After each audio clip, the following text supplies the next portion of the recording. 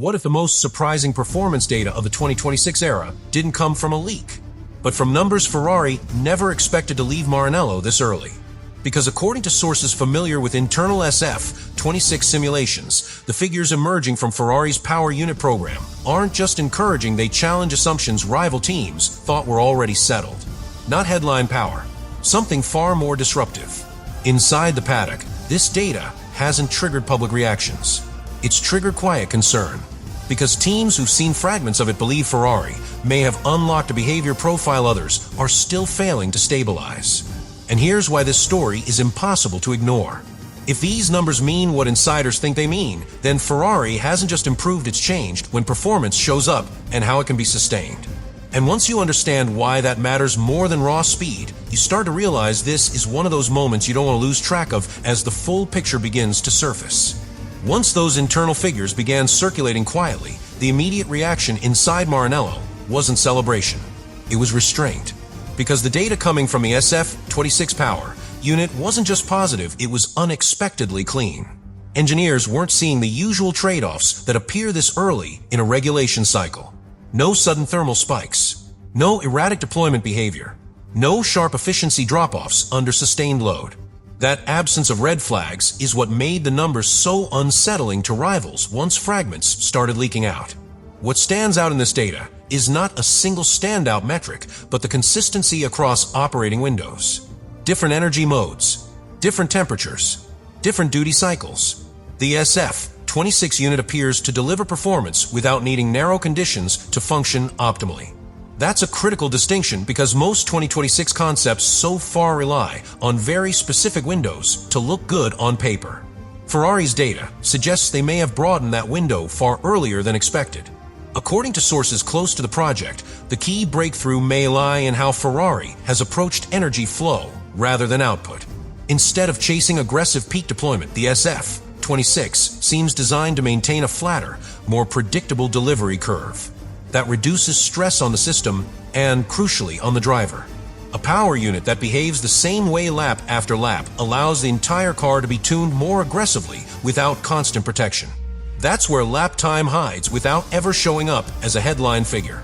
Inside rival teams, this has triggered an uncomfortable comparison exercise. Not how much power do they have, but how many compromises did they avoid? Because every compromise avoided in the power unit cascades into freedom elsewhere. Cooling can be tighter, packaging can be cleaner, aerodynamic surfaces can work closer to the limit. That kind of systemic advantage is incredibly difficult to quantify, but brutally effective once racing begins. There's also a psychological dimension to this data that shouldn't be underestimated. Ferrari has historically been strong in one-lap performance, but vulnerable over race distance. What's emerging from Maranello suggests a shift in that pattern. The SF-26 data points toward durability of performance rather than explosiveness. If that holds true, it changes how rivals perceive Ferrari entirely, not as a threat on Saturdays, but as a pressure engine on Sundays. From a regulatory standpoint, this has raised eyebrows rather than alarms. Nothing in the data suggests rule-breaking. In fact, it appears almost conservative. But that conservatism is exactly what worries others. A concept that doesn't live on the edge early in development usually has far more headroom later. And in a cost cap environment, headroom is more valuable than early peaks. And this is why the SF-26 data hasn't been dismissed as noise. Because it doesn't scream performance. It whispers confidence. Confidence that Ferrari may have found a way to stabilize the most unpredictable part of the 2026 regulations sooner than anyone else. If that's true, then what we're seeing now is only the first layer of a much larger story. One that won't be decided in dyno rooms or simulation files, but on track over long stints when everyone else starts running into limits Ferrari may already have learned how to avoid. As teams dig deeper into what these SF-26 figures could actually mean, the concern starts to shift from surprise to inevitability. Because the data doesn't point to a power unit that's peaking early. It points to one that's been designed to age well across a regulation cycle. Ferrari's numbers suggest a system that sacrifices nothing when conditions drift away from ideal, and that's the hardest problem to solve in hybrid development. Most rivals are still firefighting that exact issue, and the fact Ferrari appears to have stabilized it this early is what's quietly changing the tone of internal discussions. What's especially unsettling is how this data reshapes Ferrari's development trajectory. When a power unit behaves predictably, every update becomes easier to evaluate. Correlation improves. False positives disappear. That accelerates learning in a way raw power never can. Rivals fear that Ferrari isn't just ahead in performance, it may already be ahead in understanding. And understanding compounds faster than horsepower under a cost cap. Inside rival factories, engineers are now asking an uncomfortable question. If Ferrari's concept is this coherent now, how much headroom remains? Because early coherence usually means later aggression is safer. You can push harder when you know where the cliffs are. Ferrari's SF-26 data implies they may already know where those cliffs sit, while others are still mapping them by crashing into them in simulation. That asymmetry rarely stays hidden for long once racing begins. There's also growing attention on how this power unit integrates with the rest of the car. A stable energy profile simplifies weight distribution. It reduces the need for oversized cooling solutions. It gives aerodynamicists freedom to pursue more aggressive concepts without fear of thermal collapse. Those benefits don't belong to the engine department alone, they cascade across the entire car. And once that cascade starts, it becomes very difficult to arrest from the outside.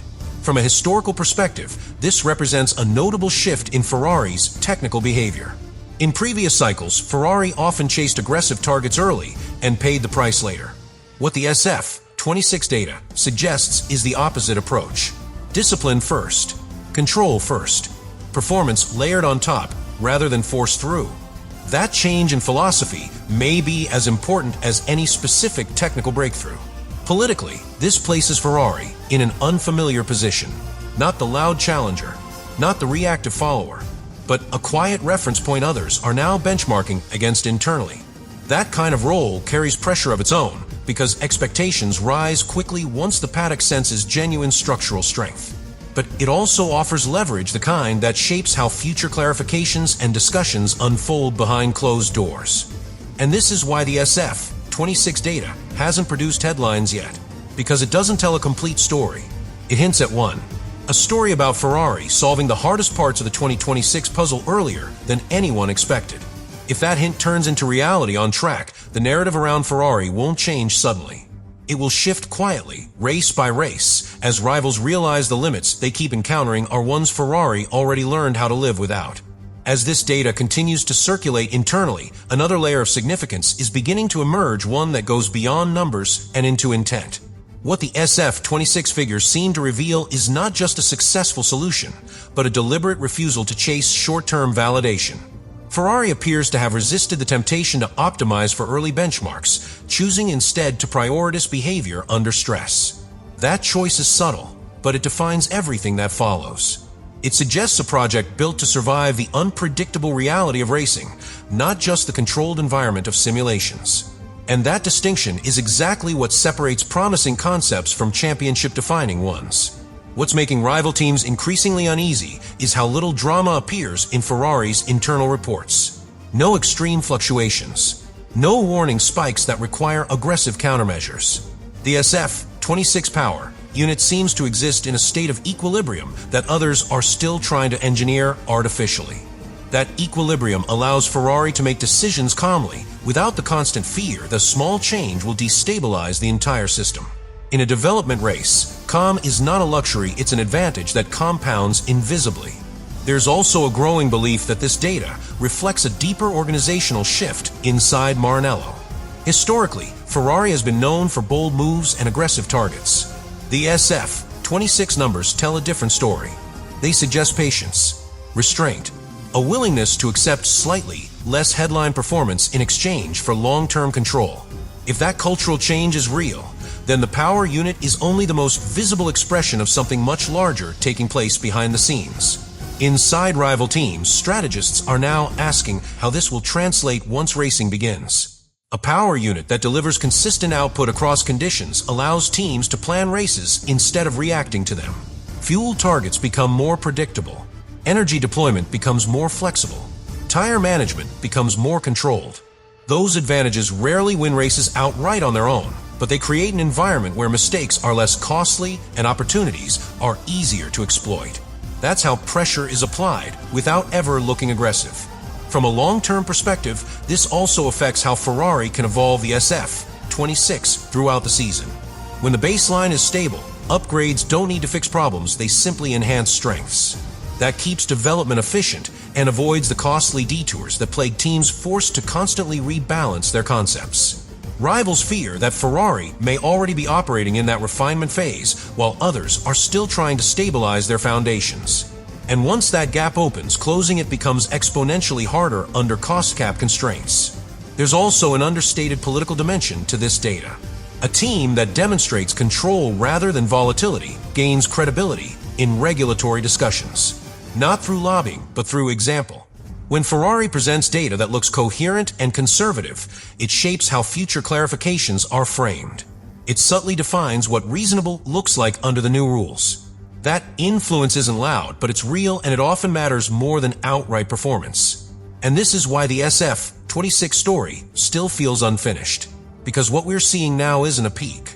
It's a foundation. The data doesn't tell us how fast Ferrari will be in 2026. It tells us how prepared they are to handle whatever 2026 throws at them. If that preparation proves as robust on track as it looks on paper, then these early figures from Maranello won't be remembered as a surprise. They'll be remembered as the first quiet signal that Ferrari had finally learned how to build not just speed, but sustainability. As this picture develops further, another implication of the SF-26 data is beginning to unsettle rival teams. Ferrari's numbers don't just suggest stability, they suggest intentional restraint.